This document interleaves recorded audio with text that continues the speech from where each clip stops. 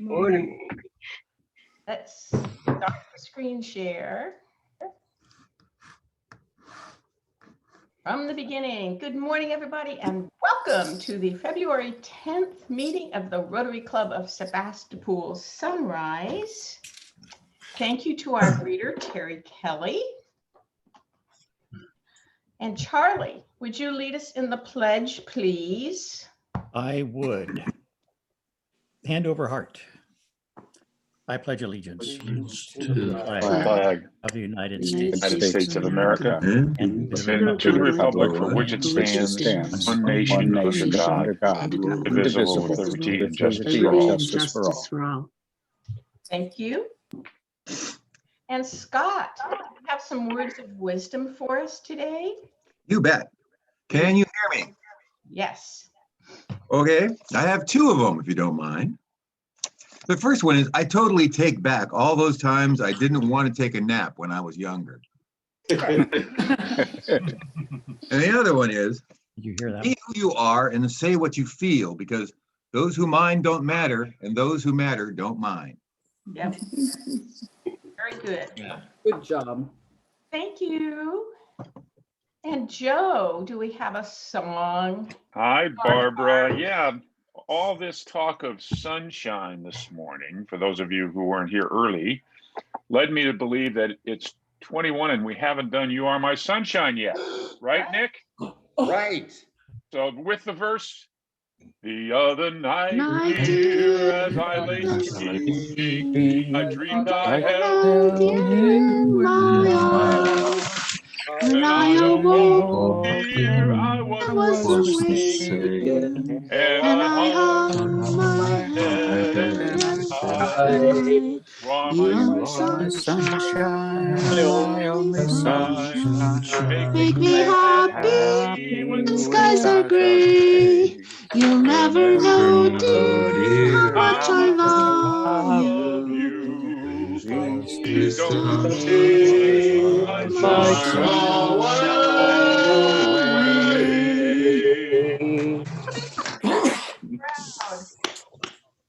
We should go viral with our songs. Getting worse. So we have our illustrious Bruce Campbell with us this morning from the Rotary Club of Parks. Do we have any cyber guests at this point? I don't think we do. I haven't seen anybody come. So wave to your friends. I looked for a hug picture because I thought maybe we could do virtual hugs, but I didn't really find a good one. So we'll stick to waving for now. And I get to do my mute magic. Mute all. Yes. And we have a birthday this week. Susan Mark Raymond is Friday, February 12th. So David, unmute yourself and tell us what you're going to do for your wonderful wife. Well, that's a great question. So I'll cook, but I do that pretty much every day. Yeah. Susan has a couple little things she wants. I think the thing that is going to do us both the most good, though, is I don't think she can hear me. I bought those couple of those little tags that you can put on things, you know, like find your phone, find your keys, because she's coming and going a lot, taking care of her mother. And she is frequently playing what we call the "Where Is It" game.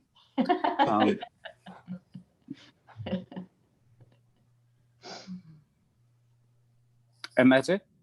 That's it? Is she gonna have cake? You gonna do cake? No, she's not much on cake. I might do, you know, that's a good thought. I might do a lemon pie. She really liked that, and she was feeding her mom that forever after. Yeah, that's a good idea. Yeah, our family, we never did cake for birthdays. We had a chocolate pie recipe. We'd have chocolate pie. No anniversaries. Oh, I didn't get rid of this slide. Skip it. So here we are. What's coming up? Monday is our club board meeting.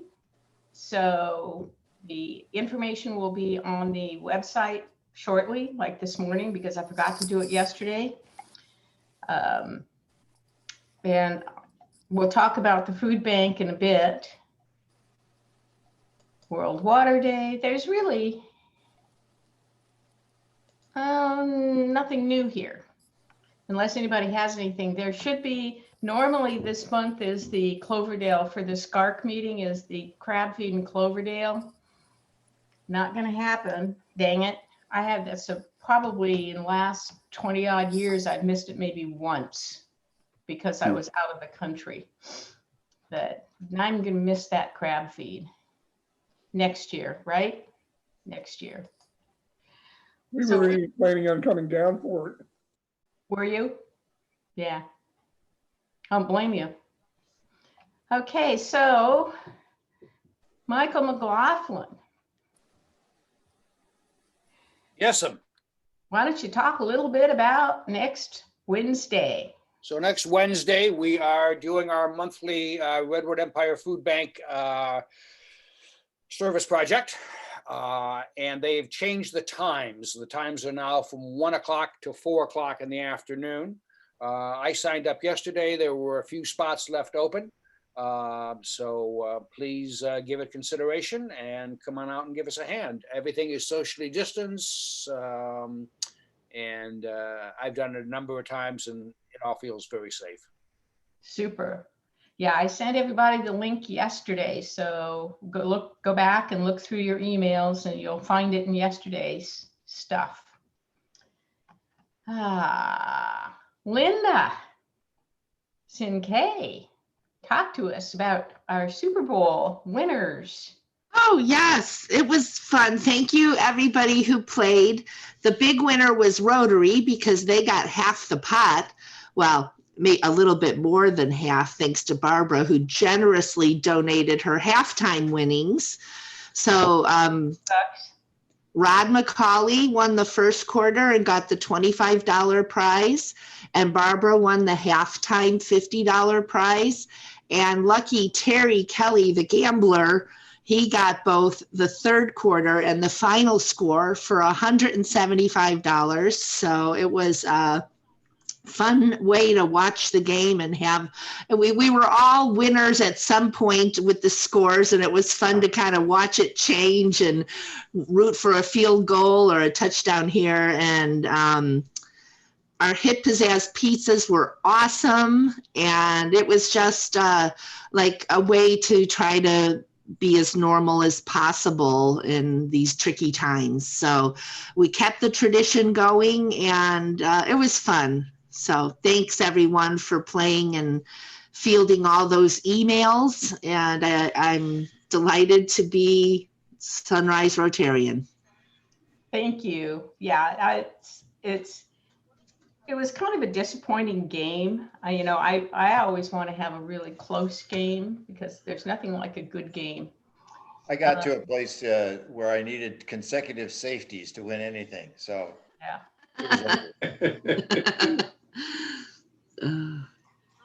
Okay, so I'm a little light on content this week, but we're going to talk a little bit. We talked about a lot of this before the meeting, but how many of us have had at least our first shot? Yay. I was hoping to make my appointment today. Ah. The only shots I'm getting is Jameson. Well, that's one way to do it, but are you gargling? Oh, yeah. I'm getting my booster shot this Saturday, Super, my second shot. super. Well, I know Marty was there volunteering several days, and we saw him when we were there, and it worked very smoothly. Michael Cook's getting his first shot today. So, the sooner we can get all our shots, the better. It's not going to really allow us to meet in person probably for a while, but, we're making progress. We're making progress. Notice. Slowly. So who has something to share? Like I said, I'm light on content today. Brian, yeah, you had the West County Community Health sign up there. Ellen is coordinating like all of that. And there was an announcement yesterday that Biden's going to send a lot of vaccines to community health centers. So they're very hopeful they'll get a lot here soon. But there was really good coverage in ABC News on the Anna Lee vaccinations early this week. Yep. It didn't show Marty, but that was at that site. Ryan, any idea when they're going to go to 65 now? They're going to start signing up today for 65 Not according to the website. at West County. Not according to the website. Well, Yeah, it changes. it will changes change all the at some time. point today, Mike. Yeah, Because just stay tuned because it can come and go. Yeah, but I think if that extra stuff comes in next week, it's going to be real good. But they sent out an announcement yesterday that said that they were going to open it up to 65 and above today to sign up. At the end of the day or the beginning? At the end of the day at 6. Yeah, you may know more than I do, Joyce. I don't know. I just saw the announcement. At 6 o'clock, Joyce? Yeah, they said 6 o'clock. Great. At 6 o'clock. Wahoo. My sister has 5 devices all set up and she's getting people signed up all over the country, loved ones. And, just kind of, you have to be tenacious and watch it. It's like getting a campsite when they open up the reservations. Well, there are a lot of people who are computer savvy that are helping the elderly people sign up because they're unable to work their way through. Exactly. That's what Lisa's doing. Yeah. The other thing you can do, one of my friends who's the same age as I, 63, so we're like in a horrible group. She went to a site in Guerneville and stayed all day. And then at the end of the day, they had extra shots. So she got her first shot. So, if you're not being offered the group, there's figure, because we know people, we know Lori, we know Pam, we now know Marty. And so if you're not one of the groups that can get a shot, if you've got, you could sort of know when the shots are being done. And if you've got someone in there that can text you, hey, we're going to have extra. Boom, get in the car. Yeah. What say you, Lori?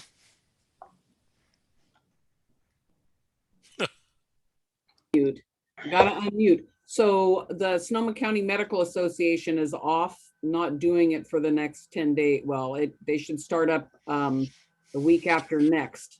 And they have the same thing. They have a list that they can call, towards the end of the day. They haven't had that problem except the last day that I worked. She said people were canceling like midday. And they had like 20 that they were searching people, at the end of the day, but none of theirs goes to waste. They'll go out onto the street and flag somebody down. So I'll keep, I know Kathy wants to be on that list too. So once they resume again, I'll get her on that list. But they're doing, when they're up and running, 600 a day. And I think they're going to up it because like Marty says, we were in a lull and the injectors, we should be busy. And there were times where I had nobody, along with other people had nobody to inject. So I think they'll probably open it up to maybe 800 a day. So we'll see. I am curious about one thing. At some of the smaller sites that are not county or Kaiser or something like this, is there at least one person on site who's trained to deal with anaphylactic shock or other things that might happen? Judy, absolutely. I know we have people, you have to be a EMT and above, including up to a doctor to monitor, to be in the monitor area. Right. Yeah, but you're a large site, Marty, at Yeah. Antelope.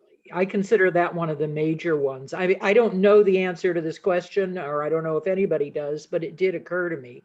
I have a friend who on 2 different occasions with vaccines has had anaphylactic shock syndrome. So I always think about that. It's my understanding there has to be an MD overseeing the whole thing. Correct. And we have to have an AED there and blood pressure and all that kind of stuff. So small or large, they have to follow the rules, otherwise they can't do it. Good. Okay. Well, I do have one more thing. I got an email yesterday that our Rotary District, we have an invitation to participate in district engagement in the new area of focus, environmental protection. Earth Day, which is April 22nd, they are wanting all the clubs in the district to do some sort of an environmental project. Now, I forwarded this email to Chris Brocate this morning, since he's our environmental person. And we'll be talking about it at the board meeting, about whether there's something that we want to do. There are whole lots of suggestions. Now I know we have World Water Day on March 10th, I believe it is. So this would be another project in April, and perhaps if there is some sort of an Interact Club, we can work with them. So let me just, okay. Happy Bucks, whoops. Happy Bucks. So I haven't seen Michael Phillips. I haven't seen our program. We're going to go to our program early, but I haven't seen him arrive yet. He was going to arrive in about 3 minutes. Yeah, I know. So Happy Bucks. Does anybody have any Happy Bucks? I mean, we have lots of people who are happy because we're getting shots. There is that. Keep going. Okay, well. All right, yeah, I'll chip in for my shots. Also, I ordered some stuff for our new bank account, and I'll cover the cost of that for Happy Bucks. Thank and you. happy to get my shot. Yes, yes. Well, then the other thing we're going to do is we're going to do this a little bit out of sequence, that instead of waiting until the end of the meeting to determine who gets the wonderful scratcher ticket, we're going to start doing it before the speaker, because then I can scratch it and let you know if you've won anything. Last week, PJ won. What was it? I can't remember. I mailed it off. I mailed the ticket to him. So today it's lucky number 13, and Michael Fells, who was lucky 13? Oh, lucky 13 is Diana. Diana. Okay. I have your name written on the back, so I know it's you, and I'll scratch this when we have our speaker and let you know at the end. So we're still waiting, but does anybody have anything else they want to talk about? I'm giving the program tomorrow at the Calistoga Club. Nice. If, anybody missed my East Africa presentation? The Calistoga is a noon meeting, and if you want the link, let me know. I'll send it to you. Good. Nice. Good. Do Yeah. you want me to give the introduction a little early then, Barbara? Well, no, let's wait till he's here, Okay. because then he can kind of get himself prepped for everything else. Okay, that's perfect. Barbara, I'll express my concern about an issue, and that's that I'm appalled that the Sonoma County schools are not operating in some form. Yes. Other than this, the Zoom thing. Other Washoe County schools has a hybrid method. Placer County schools has a hybrid. Kids go 3 days 1 week, 2 days the next. And we're doing nothing. And you cannot expect our kids to compete to get into the University of California and other things. Plus, we're paying teachers, some of them to $85,000 a year and they're sitting at home, I would make them go into the goddamn classroom and sit there for 8 hours and earn their money. Well, I know my neighbor is a teacher, and she does teach from her classroom. So good. That's Hey, why Marty, I have to they're disagree with getting you. paid. Marty, hang on. My brother is a teacher at Petaluma High. He teaches physics and chemistry. He's teaching from home, and he does go in on occasion because he's by himself there. He hates teaching from home, but Okay. he's working longer hours Yeah. because of having to teach from home. Much Okay. harder. Trying to create Okay. labs and ways Stop. the students Much harder. can learn. Stop. So Our program is here, so we're going to go to him early. So Michael Fells, if you would do our introductions, please. I certainly will. It's my pleasure to introduce Dr. John Mihalik. And John at one point said, there is no climate justice without racial justice. The poor are hit first and hardest by the climate, race, and COVID-19 crises. John Mihalik, MD, is a physician, ethicist, and climate activist. He's a member of the Climate Reality Project funded by former Vice President Al Gore. John was personally trained by Mr. Gore and has gone on to mentor others during their training. John will present an overview of the climate crisis, addressing 3 questions. The first, must we change? The science of the climate crisis and the state of affairs. Second, can we change? The solutions at hand and being developed. And third, will we change? The will, motivation, obstacles, and hope needed to change. John's talk addresses not only science, but also the relationship we have with the earth and our moral obligation to solve this problem in a just and equitable manner. Because of the scope of today's presentation, Dr. Mihalik will return next week, so please write down your questions for a Q&A session. And now it's my pleasure to introduce John Mihalik.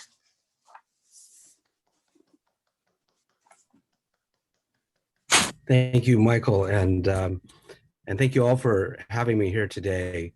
I'm pleased to be here, and I am going to speak quickly because we're covering a lot of ground today. So please do write down your questions so we can address them next week. We are indeed facing 3 major crises right now: the crisis of climate, of COVID, and also of injustice, inequity, and racism. And these are not incidentally linked. They are linked because it is choices made by prior generations as well as our own generation that have led us to this situation.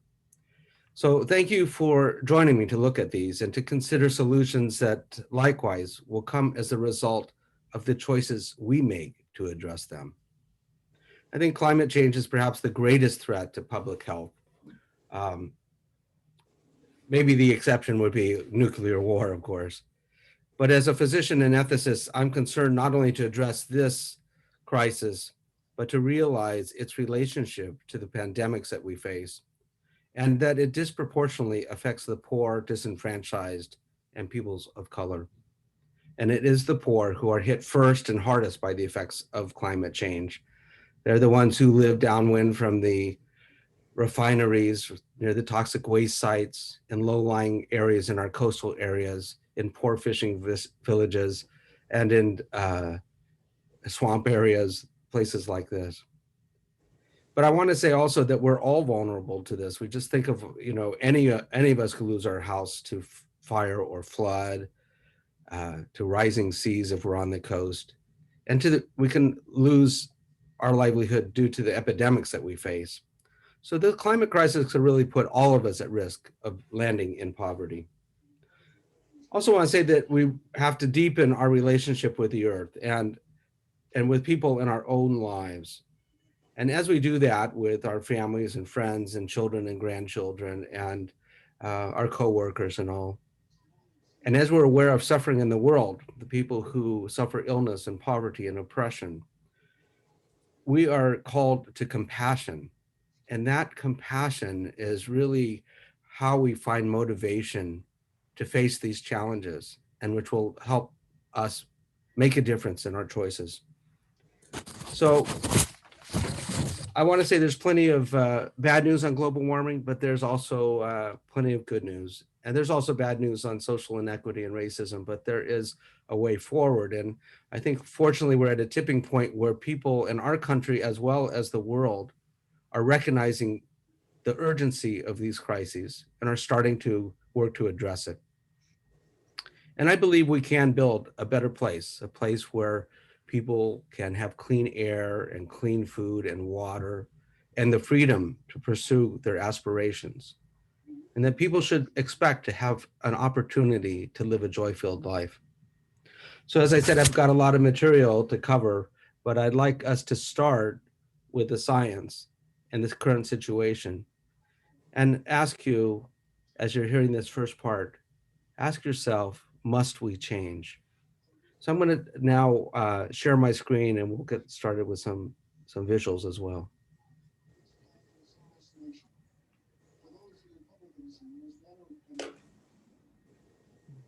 Okay, so it probably would be helpful if you set your screens to speaker view and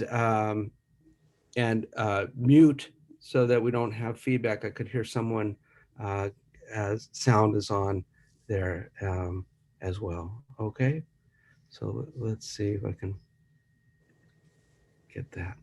Okay. So this is a view of our planet taken from Apollo 17 in 1978, and it reminds us of this beautiful place that we share. But you also see that there are no boundaries there, no borders that limit oppression or racism or limit the effects of climate change or limit pandemics. This is another view from space, and this is the horizon showing our thin blue line that is our atmosphere. And this protects us, allows us to have a place to live and breathe, but it's really thin. It's about 50 miles. If you drove your car straight up at 50 miles an hour, you'd be in space. But into that thin blue line, we're dumping about 150 million tons of man-made global pollution every day as if it was an open sewer. Now, this atmosphere acts as a greenhouse. And so solar radiation comes down, goes through the atmosphere and heats our planet, making it a place where we could live, where the temperatures are feasible for life. But some of that radiation bounces back into space. Some of it is trapped. And as the concentration of CO2 increases in the atmosphere, it acts more like a greenhouse. That's true as methane increases in other gases as well. And that's why we refer to them as greenhouse gases. So the largest source of global pollution is from the burning of fossil fuels. And I'd like you to take a look at this graph, which shows the rising levels of CO2 in our atmosphere. And you can see that from about 1950 on, the curve is rather steep. But get an image of that curve in your mind, because you'll see it's going to be reflected in the temperature of the atmosphere as well as the temperature of the ocean. So here's a global temperature, talking about surface temperature, and you see since about 1950 or so, you start seeing that curve reflect the levels of CO2 in the atmosphere. And while this slide says there's a 72% chance of 2020 being the hottest year, actually it turned out it was the hottest year in a tie with 2016. And we know that 5 of the last 10 years have been the hottest years on record. This is the global ocean heat content going up. And once again, you can see it's from about 1950 that we see this great increase. And if you think about areas under the curve, if you're a person who studies calculus, you'll see that about half of that increase has occurred in the last 20 years. Now, this is just to remind us that the Earth is about 70% covered by water. And that means that 93% of the extra heat that's trapped goes into the ocean. And that's important because if we remember the hydrologic cycle where water evaporates, goes into the air, eventually comes back down as precipitation and cycles, that hot air over the water will be able to hold more water content. So for every 1 degree of increase in Celsius that the air temperature is, it will be able to hold 7% more water content as it evaporates from the oceans. And that has led us to these super storms systems that we've seen in the last few years. So starting about this August 30th of 2015, we for the first time saw 3 Category 4 hurricanes occurring at once. This was over Hawaii, as in this picture. But you might remember that 2020 was the year for the greatest number of hurricanes to ever affect the United States. Similar patterns are happening throughout the world. Now, this is a new precipitation form. This is called a rain bomb. And this is pictures taken over Montana, but this supercell of precipitation can drop 9 inches per hour. And when we see these other phenomena like this one, you might recognize this is what we call an atmospheric river. This one was in 2017 after our California fires and stretched from Hawaii to California. And atmospheric rivers drop a lot of water. They caused a lot of flooding in the areas after the fires, particularly around Southern California, Santa Barbara areas. But an atmospheric river carries the equivalent of about 25 Mississippis. And we just had one strike California a few weeks ago, causing some significant rain events. When they happen in low-lying and coastal areas, they can cause a tremendous amount of damage. And we're all familiar with evacuations of even hundreds of thousands of people in California with the fires. But in June of 2019, one of these rain events caused the evacuation of over 1 million people in the coastline of Japan. And globally, we know that these extreme rainfall events are now occurring 4 times more often than they did in 1990. And it's important for us to note that flooding in the United States disproportionately impacts the Black neighborhoods. This is in New Orleans, and we know about the parishes there that were particularly flooded with Hurricane Katrina, but this is still happening. And if we actually look at the 10 counties that are most vulnerable to disaster in the United States, we see that that population there is about 81% minority. Now, that same heat that draws moisture out of the water, it also draws moisture out of the land over the land masses.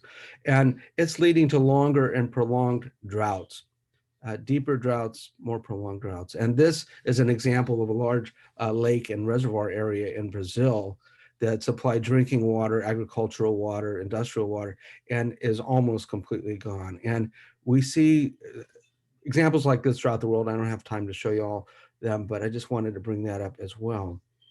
So we also know that hotter years typically have more fires, and any of us living here in California know that. And we just have to look at the most expensive wildfires in history have happened here. This is a picture of the Kincaid fire in October of 2019 that was taken just 6 miles from my house. And these fires are raging. You know, the fires are traveling at 60 miles an hour, some of them due to winds. And this fire grew to 16,000 acres within 24 hours.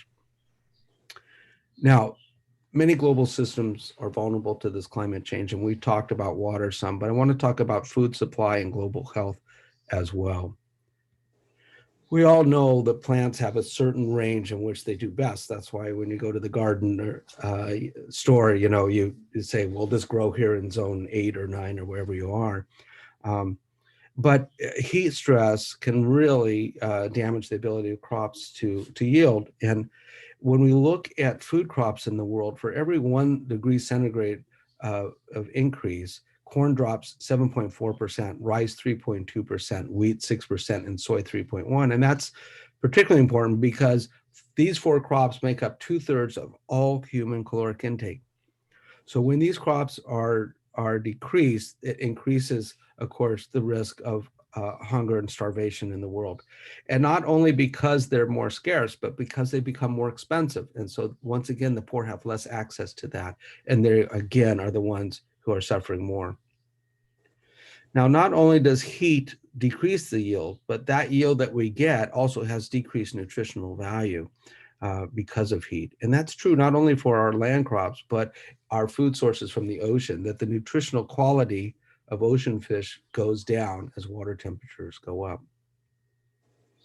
Now, these weather events also affect our ability to produce crops in other ways. And this is a picture from Iowa in August of 2018, and it shows the beautiful farmland there.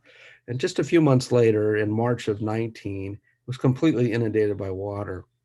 We know that in that year, 2019, farmers were prevented from planting over 20 million acres of crops due to weather events. In 2020, it was worse. It was double that. It was 40 million acres. Now, as a doc, I'm concerned about this. We say climate change is a medical emergency.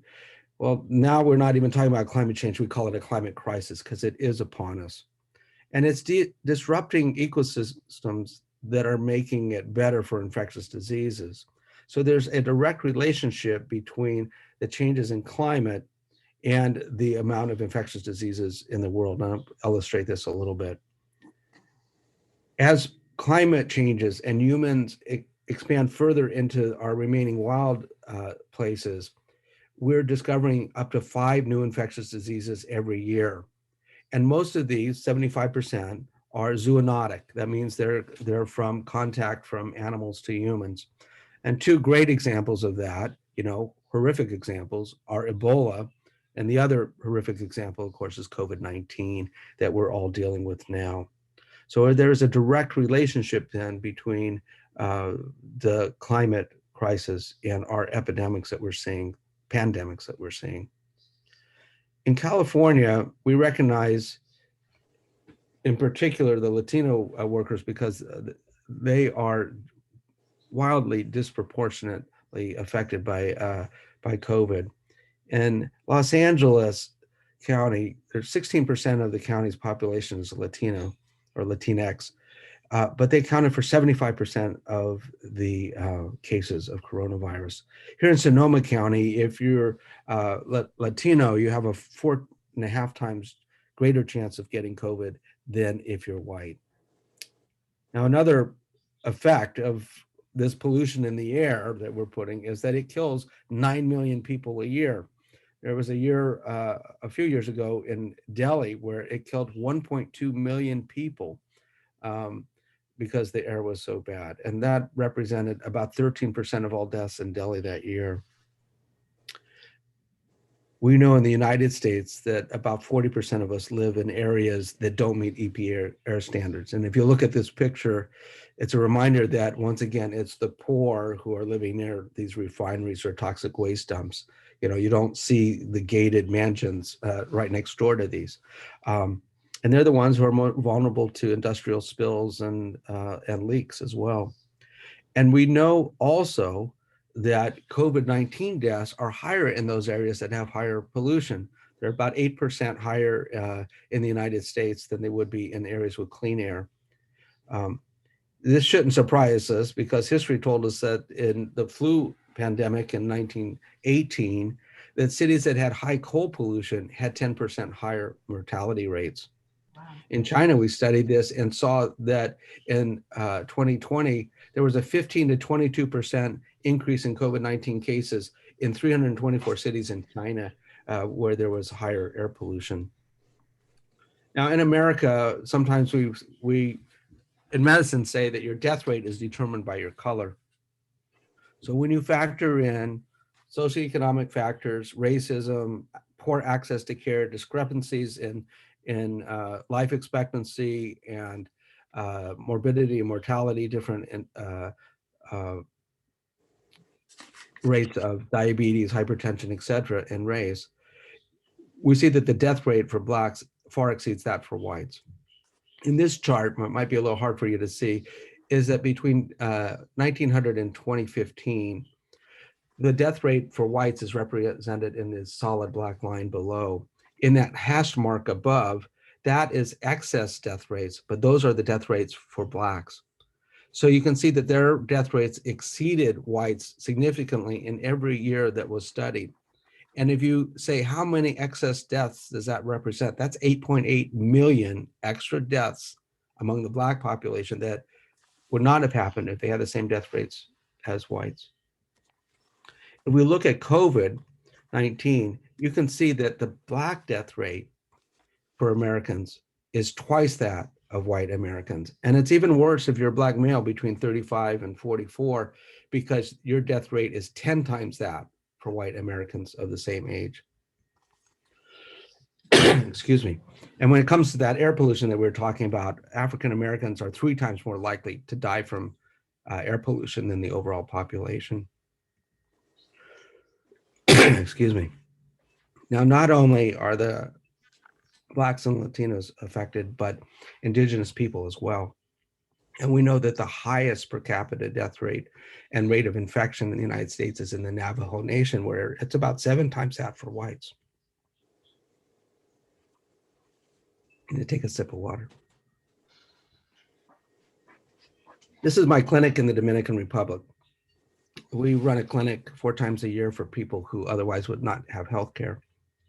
But being in that equatorial kind of range, I'm pretty familiar with tropical diseases. And what we're seeing now is that these are spreading. They're no longer limited to the tropics. These diseases are North, South America, Northern Europe, South Africa, Australia. And we're talking about Zika, dengue, chikungunya, West Nile. Some of these vectors that carry them, the type of mosquito like Aedes aegypti, are now able to live in areas like California because the temperature supports their life. And this is happening globally. And that also is happening in a way that is disproportionately affecting the poor who don't have access to good health care. And who is most vulnerable to heat? Well, it is the poor and the homeless, the elderly, infants and children, those with pre-existing conditions and mentally ill, but also agricultural workers and those who work in construction outside. And this makes our population who work in the agriculture in California and in construction particularly vulnerable. And I think it's important to note that more people die from heat stroke in the United States than die from the direct effects of all those tornadoes and floods and all of that kind of thing. So this is getting worse every year. So must we change? I would say yes. So the next question is, can we change? And fortunately, we have solutions at hand. And I have a lot of solutions. Maybe you can ask me more about those next week. But I want to focus on electrification because if we electrify the use of energy in our homes and in our buildings and in our transportation, we'll get almost halfway to our targets just with those two. Now, there's a lot of things that can be done in agriculture and industrial processes, carbon sequestration, but those I don't have time to talk about. So it's important to note that solar and wind production are now the cheapest forms of electricity production in the world. So they have gone cheaper than coal, which is really important. The home energy that we use to heat and cool our homes and to cook accounts for 30% of all energy use in the world. And transportation accounts for 17% of fossil fuel consumption. Those other things, as I talked about, are industrial processes, agricultural processes, the melting of the permafrost, et cetera. But let's focus on building electrification. If we replace the use of gas, oil, and coal to heat our homes, we can make really significant strides. And throughout the United States, Europe, and Asia, over 70% of all new energy production in the last 2 years has been renewable. And as I said, it's because the cost of wind and solar is cheaper than fossil fuels. And so economics is driving this, even in places where ideology doesn't. In other words, you don't have to even believe in climate change if you are motivated by economics, because we know that this change is going on. And this is reflected even in the stock markets. You know, if you look 20 years ago at the stock markets, pretty much, you know, fossil fuels made a very big chunk of the value, about 20%. And now they're down to the value of about 2%. So even big companies like BlackRock, which is the largest investing company in the world, has said they're not going to invest in fossil fuels anymore. And they're really looking at the companies they do invest in to see how are they contributing to the solutions in these areas, both in terms of the climate, but also in terms of justice and equality and diversity in their corporations. Now, I like to say that one of the big things that's happening now is that counties and cities are changing their building codes to eliminate the use of gas in new construction. So for example, here in Healdsburg, our new codes, our new REACH codes say that any new development doesn't even have gas lines to it. And then we're also looking at electrification and building codes that say, you know, for the existing building stock, how do we motivate them to make the conversion to heat pumps, to induction cooking, et cetera, to get off of our dependence on gas? And that is looking at how we subsidize those things, but also how do we make requirements that say, as your current appliance fades, you're going to have to be required to put in this newer technology. Or at the point of sale of a building, that's going to be part of the change. So there's a lot of strategies that might help us do that, because if you look at the lifespan of a lot of these appliances, they're 10 to 20 years. So over a 10 to 20 year span, we may even be able to exchange and convert the existing heating and cooling systems in the existing building stock, not just in new stock. So when capacity globally is going up exponentially, and this is because the cost of it is going down. The same with solar panels the installations are exponential and the cost has been going down tremendously. Now, part of the solutions are going to come in how we store energy, and that may be an area where you may have some questions for me next time. Energy subsidies in the United States have been primarily very limited in renewables, but very high in fossil fuels. Now, this just changed in the last 2 weeks with new guidance under the Biden administration. And a lot of that money that you see there that has been going to fossil fuels will be redirected into clean energy, but also in infrastructure and other things that will help us be more efficient. In California, we've exceeded what's on this slide. We're now about 80% all renewable energy. And some of that is these large solar farms, but a lot of it is the distributed energy production, meaning energy production on individual buildings. If you look at the global situation, it's really dramatic that people are making the kind of change they made with cell phones. You know, in places where they didn't have telephones and telephone lines, people didn't go from saying, okay, we don't have a phone, let's put in all these new telephone lines and then we'll have landlines and then we'll go to cell phones. No, they went directly from no phone to cell phones. And that exploded in the 1990s.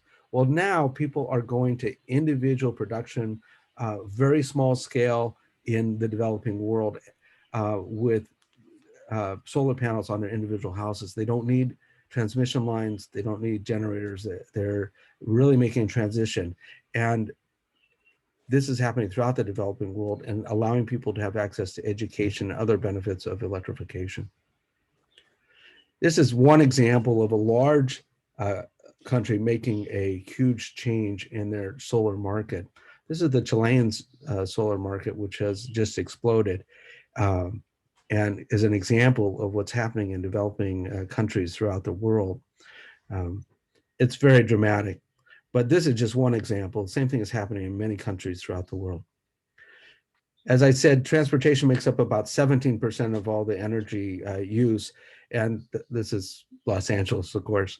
But what's important to note is manufacturers of automobiles throughout the world are making electric vehicles now. These are just ones with productions currently with models currently in production, excuse me. But as you might know, GM and Ford just made announcements that are going all electric within the next 15 to 20 years.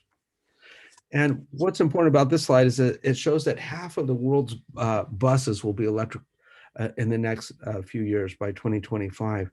That's important because globally, more people use buses for transportation than any other mode. So as we make these changes throughout the world, thinking about public transportation, the access to the poor, but giving them a way of transporting that is access to renewable transportation. Global cars, the numbers are going up. And as that happens, as we build out that infrastructure for renewable energy, whether it's wind or solar or electric cars or retrofitting buildings, we're creating a huge number of jobs in the economy. And this is part of the focus of how we make a transition. Now, we have to be mindful in terms of our thinking of justice. How do we help those people who have been making a living in the fossil fuel industries? And part of it will be job retraining. Part of it will be making new jobs available. both here in this country, where we think the cost of that transition will be about $2 billion, but also throughout the world. And in Europe, they've already set aside $44 billion in, euros, for helping this transition. Global building efficiency market is just going up tremendously because we have so many buildings that were poorly designed with poor insulation, poor circulation of air, and HVAC systems. And these need to be refitted. And this is another area where people can have jobs, but it's also another area that will grow in our economy. And one of the nice things about that, of course, is that you can't outsource those buildings because they're here. You can't send them off to another country. Now, I didn't talk at all about organic farming. That's something we might talk about in the question and answer session, but it is an area where we can make big improvements in control of CO2, both in terms of carbon sequestration, but also in terms of resistance to the effects of climate change by getting away from monoculture. And there's a huge movement of this that's growing throughout the world. The other thing that's growing throughout the world is an awareness that we need to plant trees. And there are some very large scale projects such as the World Economic Forum, which is committed to planting over 1 trillion trees. The third thing about this is that we need to keep in mind that traditional indigenous territories in the world make up 20% of the world's land mass, 22%, and they harbor 80% of the planet's biodiversity. So we need to think about honoring those indigenous people who've been good stewards and protecting them, supporting them, giving incentives to the countries who host these lands to not, destroy them by burning them, such as we've seen in Brazil, or plowing them under for agriculture or for housing. And so that means the world has an opportunity to use subsidies to this end. So can we change? Yes, and there are many more solutions, as I said, that I haven't even touched on. But the key question is, will we change?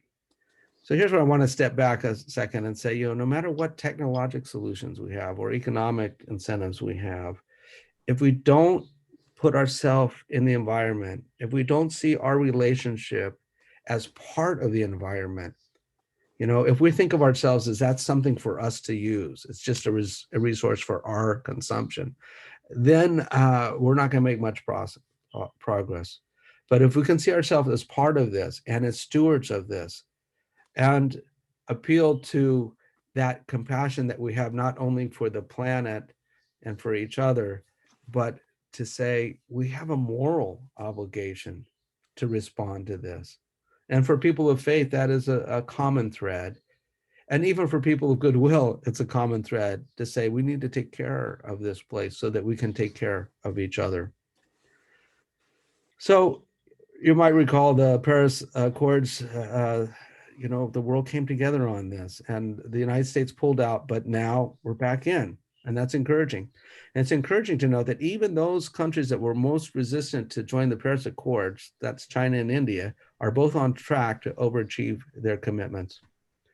And people throughout the world, as I said earlier, are seeing that it is a time to act, and we're getting people showing up in mass demonstrations to support the climate and also to support each other and to address racism. People are making choices economically, as I mentioned before, that companies are saying we've got to consider our stakeholders, not just our shareholders.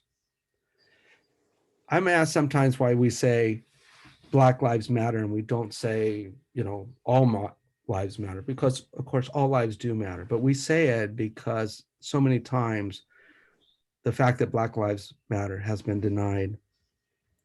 So we say, Black Lives Matter because in America, when we said we the people, it did not include Black lives. When we said we hold these truths to be self-evident, that all men are created equal, it did not include Black lives. When we said one man, one vote, it didn't include Black lives.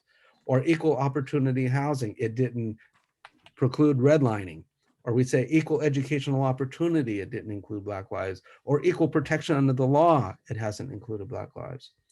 But what I want to say again is that we recognize that this lack of inclusion was on purpose. It wasn't an oversight. It was a choice. It was a choice made over and over in our history, and that continues to be made on a large scale. So we can and we must choose to correct injustice here and everywhere. Remember, we're looking for truth. We're looking for equity. We're looking for change that is beneficial to everyone. So I say use your voice and your vote and your choices to speak truth to power, like your world depends upon it.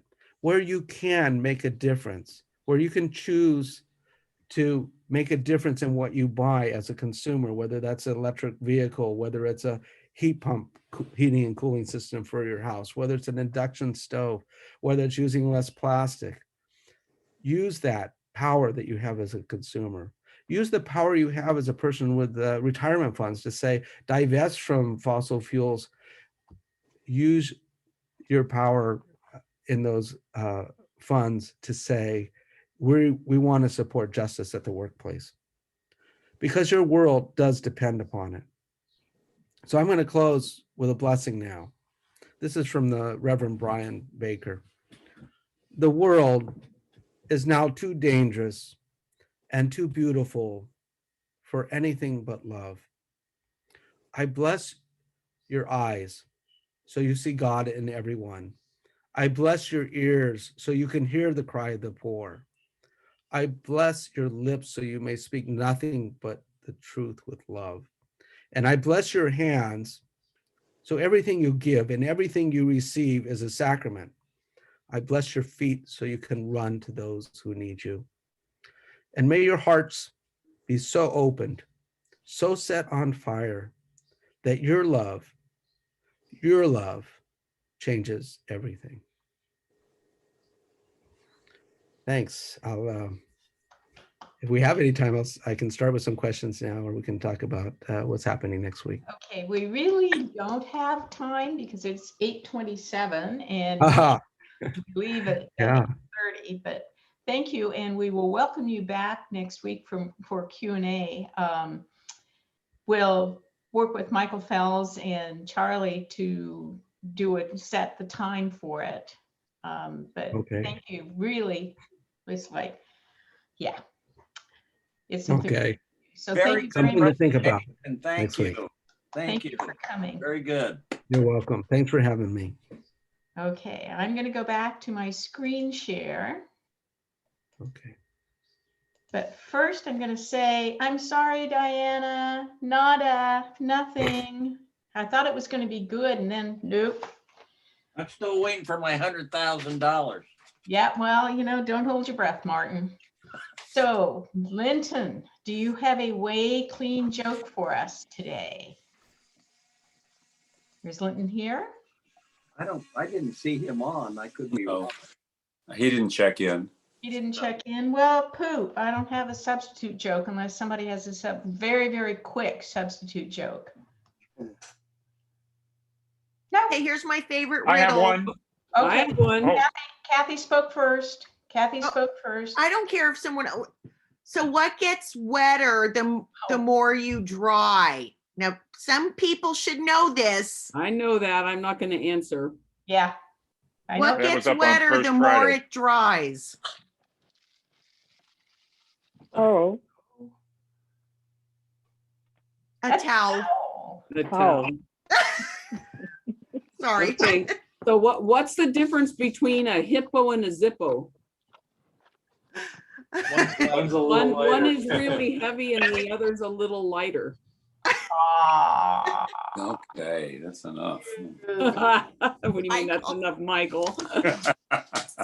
Okay, so Joe, I thought that picture of the environment was appropriate today. Yep, let's bring it home. Here we go. Happy trails to you until we meet again. Happy trails to you. Keep smiling until then.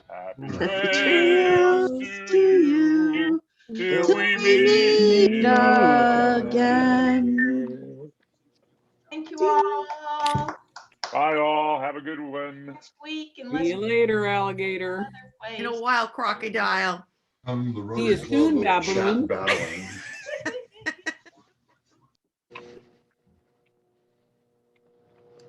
Barbara, are you gonna leave this on?